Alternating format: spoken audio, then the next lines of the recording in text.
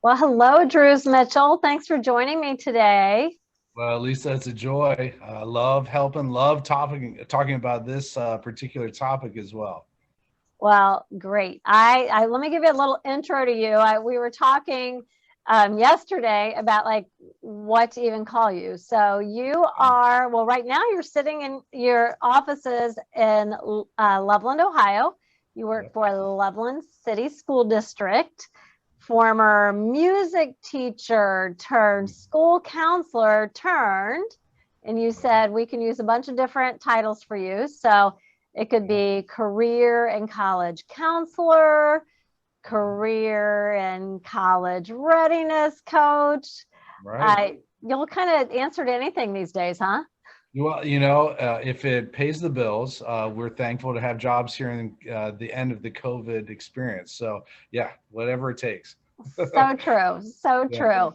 So, and you're in a relatively new position with Loveland City Schools, which is in suburban greater Cincinnati, Ohio, because we've got people in the Flourish family who are working Yep. towards launching their kiddos that are from all over the place. So, you're in the greater Cincinnati area. Why did your school district create this new position and pull you out of the school and college counselor role? Yeah, no, that's great. So we were able to utilize information through the state of Ohio that gave us a chance to evaluate where we were as a community in regards to what the state was thinking about. So, long story short, Ohio, and along with many others, and we did a lot of research. Specifically, like we visited schools in Tennessee, North Carolina, um, Kentucky, Minnesota areas, just learning and studying some schools in California and then East Coast as well, learning what they were doing in regards to helping students to be prepared for that step after high school. Ohio specifically had some initiatives that we needed to be in compliance with, but we wanted to go well beyond compliance. We wanted to ensure that students were able to not only scratch the surface of understanding what one step after high school looks like and then beyond, but to really jump into this because we realized the ramifications were so positive. Kids who had a better understanding of themselves and the world of opportunities before them were making better choices when it came to course selection, engaging in their studies while at the high school, learning from their colleagues, learning from our high school colleagues about subjects, but then careers that are related to those subjects, subjects, and then taking an additional step to get out in the world and to see what it's all about. And that's one of the biggest parts of what I do. 6 through 12, I help students to So this is level. not just, I'm going to interrupt you there. This is not Yep. just a high school initiative. Right. School districts that are doing this really well are starting well before high school with this, right? Correct. Absolutely. And 6 through 12. yeah, we don't expect anybody, especially a sixth grader, to be able to say, "Yes, I know exactly what I'm going to do." Right. It's certainly unrealistic, but we hope that students are hearing the message that the exploration piece is important, and those early steps can make a difference in making some realistic decisions about what the high school experience looks like and beyond, and helping students to see if it's a traditional 4 year college path, great. If it's a 2 year community school, community college option, trade school, something like that, great. If it's employing to meet a variety of needs, especially using credentials that have been earned, great, or enlisting in the service, awesome. We So really, regardless of whether you're college bound or not, I always say this, everybody needs to be in a career that fits. yes, And absolutely. and so you're aimed at, I get this argument a lot, like, how can we expect these kids to know what they're going to do forever? Well, none of us. I just went through your path: Right. music, high school music teacher to school counselor. So there are pivots, but we see people making better choices when they are informed choices. We always talk about informed choices, that Flourish and throughout our course. I know you're in our Facebook group, Launch Career Clarity with me. And we had a very popular post where all of the parents were chatting in there about how many pivots they've had in their career. And I always say I've had 8 micro pivots. So we're really just talking about informing students to make that first decision into the first step into the world of work, and knowing that it will grow and flourish from there. Yeah. What I really want to talk about today is, I know, and I actually learned this in our Facebook, in my Facebook group, Launch Career Clarity, where we're having these discussions. A mom of Laura, a mom of one of your students, and we'll just keep it at Laura since she didn't give us permission to talk about her today. She mentioned in there that her son was getting ready to do an internship, and he is a student in your high school. And so through that, I was like, I bet you Drew's has learned many different things about what's available out there, how to curate these important experiences. And that's why I wanted to bring you in today. So first, talk to me a little bit about, like, how have you gone about setting up for Loveland students internships? What do those internships look like? How easy are they plentiful? What fields are they in? Things like that. What have you been able to set up? Yeah, no, that's awesome. So we did some research as a team, as alluded to earlier, but more specifically, what was effective in helping kids from, especially we have a school counseling perspective within our team, and tied to some administrative considerations. So we were very thankful to be able to partner together to look at what can help kids to make good choices. And so much of the information that we saw was tied to experiences that allowed them the chance to get a glimpse into a professional arena. Sometimes, like a career shadow experience, as an example, was the catalyst for volunteer work, which then became the catalyst for a potential high school internship. And they're hard to get, certainly. But we found that the students who were moving in the direction of even a quick interview, a quick discussion with somebody in a field of interest, they were the ones that were able to secure additional steps, additional actions that allowed them to showcase how they are thinking ahead, how they aren't simply stating, I want to say marketing, and why? Well, because it sounds interesting, or I took a career assessment that says I could be successful in marketing. But these are students who were ones that had taken that step, who were aware of some of their own talents, strengths, interests, abilities, certainly, but we're also willing to ask those questions of professionals about their jobs, spend a day in a career shadow, and then maybe move into an opportunity with a local business to find out more, to jump in a little deeper. So it really does start with just a willingness to ask some questions. Would you say like the bottom rung on that ladder is a job shadow? Yeah, I think that would be a great start. And if a student is, let's say, a little worried about that, even asking questions of family members would be even a tier below that in terms of ease. Like, so an uncle who's an engineer and a student has expressed an interest and shows some skills in engineering, starting with a conversation is good. But yes, a career shadow is awesome. We're fortunate in the school that I work in, and I hope this is true of others, where a student can have an excused absence for the day, or just half a day if necessary, Right. to spend some time with someone in the field. So that is definitely a door opener. Or think ahead and do them on breaks. And I always say, like, high school students, teachers have those like end of the grading period work days or professional development days. I coach my families many times. Sit down with the calendar at the beginning of the school year and just put into your family calendar all of those days off, because high school particularly is so busy, and then do something meaningful on those days off, whether that's college visits, job shadows.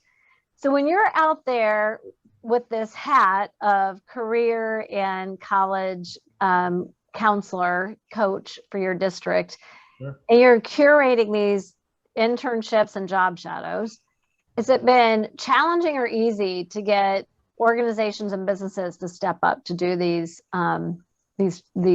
internships? Yeah. Oh, so two levels to that. Most businesses are willing to help out, especially with a career shadow. We're fortunate in that.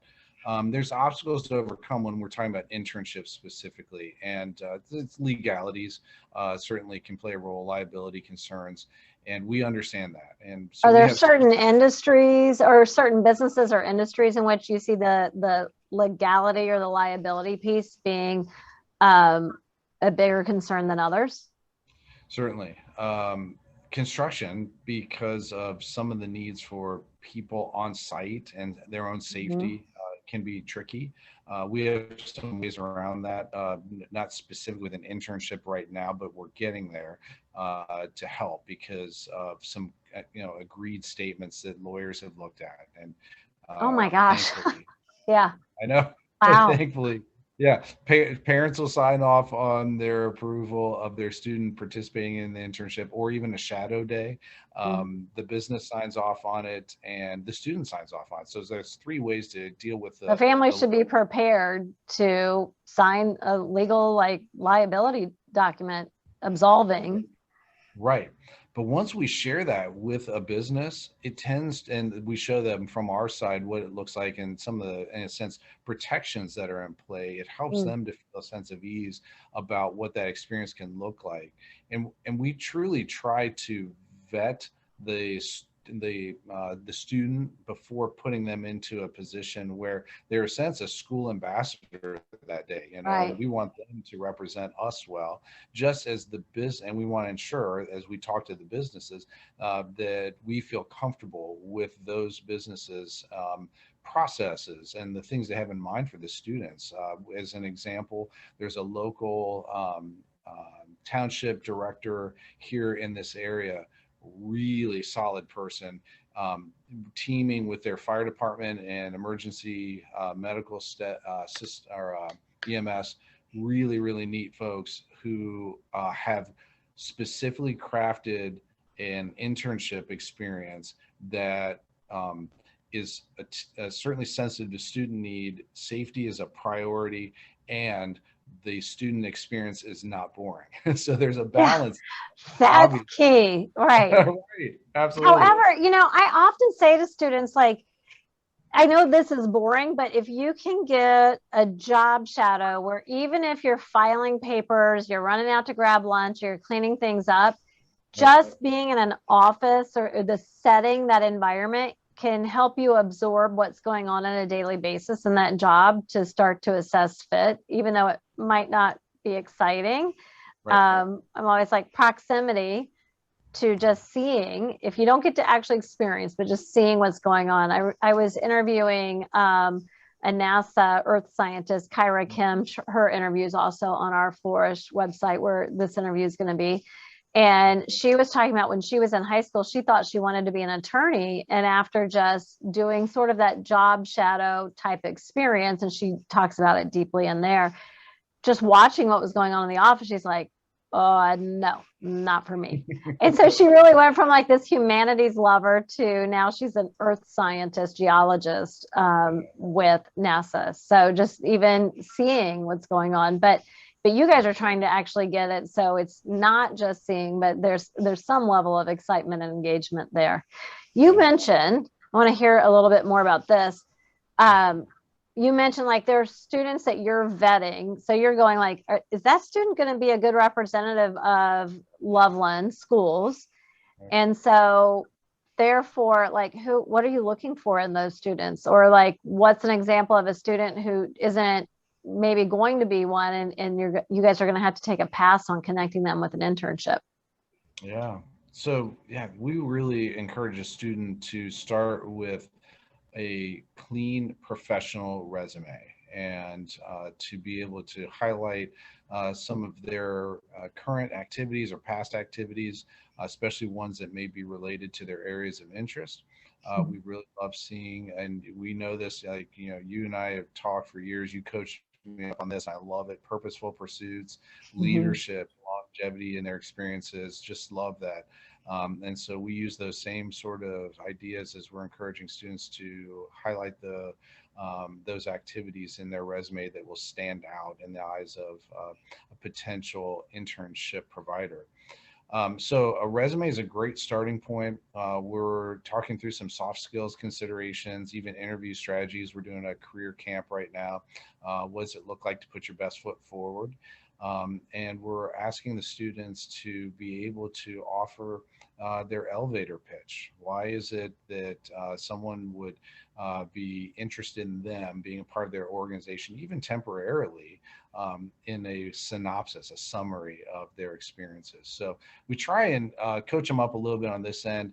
But if someone, let's say they don't make it past the interview, because they'll interview for the interview, excuse me, they'll interview with the organization they hope to intern with. If we send them, let's say, 5 candidates, and we feel good about those 5 candidates, they still have that point by which they have to get through. If one makes it through, then we talk, and we hope to, even at this point, get some feedback from the students on how their experiences can lead to success in something else, or maybe another internship. But So they not have to, to, like, you're screening them at the school level yeah, and the company's screening them as well. right. When For you us, though, see, we oh, go ahead. wouldn't close the door completely, though. So I don't want anyone to ever think like we're turning them away. We would just connect them with a shadow experience versus just an internship experience, and that's important to me as an educator. I really believe, just like you and I've talked about, open doors, closed doors, and again, if it could lead to something that's more in alignment with that student's natural strengths or interest ability. So in this particular case, we really are just continuously trying to open a door, even if it's exploration only. When you, okay, so let's say you're sending over 5 kiddos to get interviewed. Yep. Who do you see? Are there commonalities among who the businesses are choosing for the internships in? Like, if you had some advice to give to our parents and students that are going to listen to this, what would you say are actionable steps they should take so that if they get a chance to interview for an internship, they're going to be maybe more likely to be able to secure an internship? So what are some things that they might be doing? Who do you see the companies choosing? Yeah, that's awesome. Students are finding success when they are engaging in meaningful research and experience. So, what does that mean? Like when I interviewed some fantastic folks from the University of Cincinnati's School of Business, as an example, and I was asking them, what do you look for in a high school student who's going to be successful here at the University of Cincinnati in the business school? They mentioned specifically experiences that are business related. So even having a job, as an example. So that's a huge win, even if it's just again, a job that's not necessarily related to the work the student hopes to do eventually. It's Right. a job. It's going to teach them some skills. With that, a resume is kind of common right now. Just shoot straight with these types of students. LinkedIn profile does stand out because it's not as common. So any sort of way of, So that's the way to level up then. yes, absolutely, because it takes, So if everybody's got a resume, yep, common, yep, uncommon for high school students would be LinkedIn, which actually, I think you know this, but we have, and I'll put a link to it in on our show notes for this on the blog.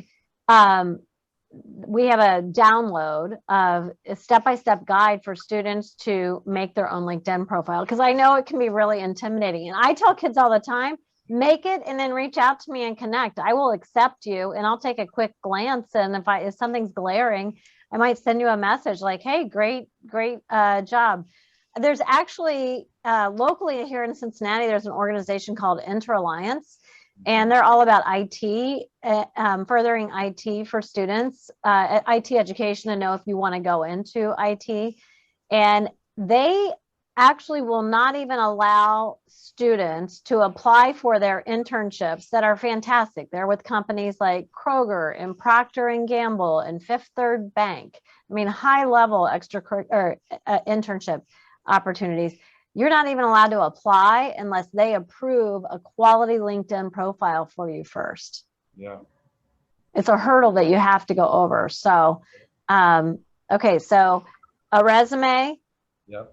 LinkedIn page. Yep.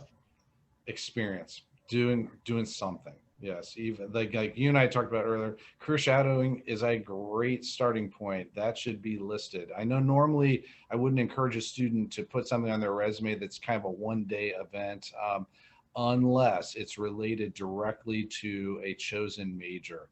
That can make a difference. And in this particular case, when applying for an internship, that helps the potential business to see what and how the student has explored.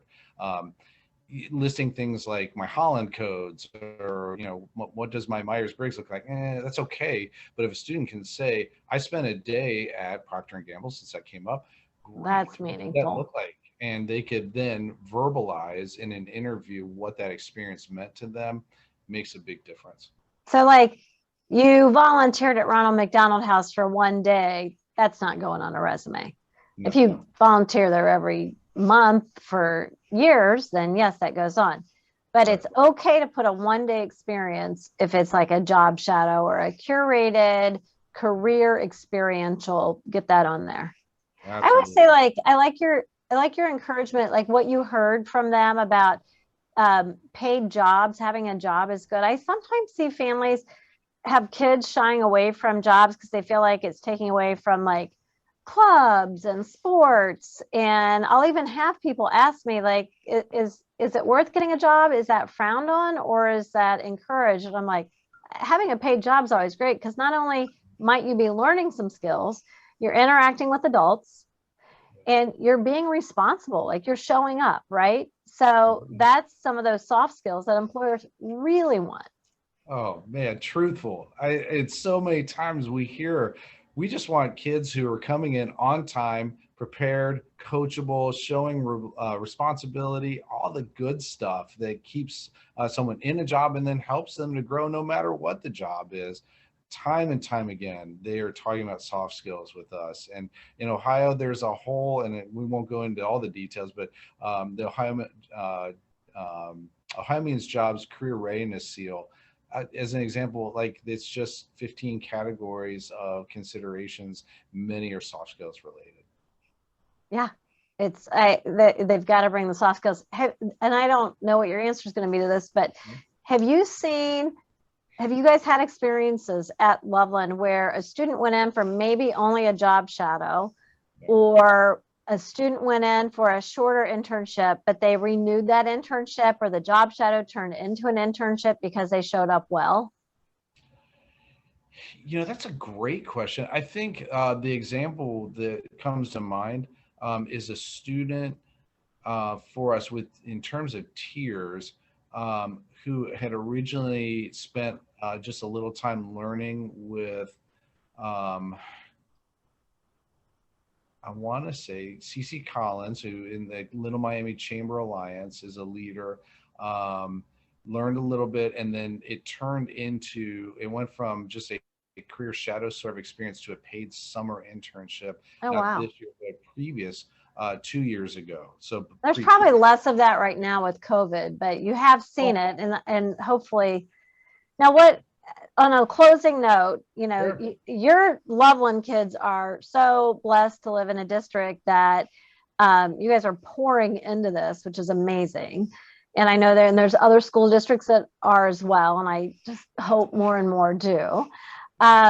But what about, I encourage students to go out, actually module 4 of our Launch Career Clarity course is about curating these experiences. So not everybody's going to have a school district that's going to support them. And I'm sure Loveland doesn't have enough internships to go around to everybody who might want one.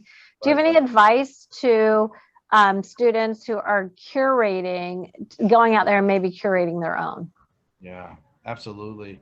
So, as talked about before, just like interviewing for an internship, we've encouraged students to have that same sort of mentality with their elevator speech, their resume, LinkedIn profile, in approaching someone that they know or maybe a family member knows in an organization to ask about spending a couple hours, and starting with just a couple hours is a great way to go, because it takes a little bit of the edge off in terms of, oh, we're not asking for a paid internship on day one, asking for an opportunity just to learn about this.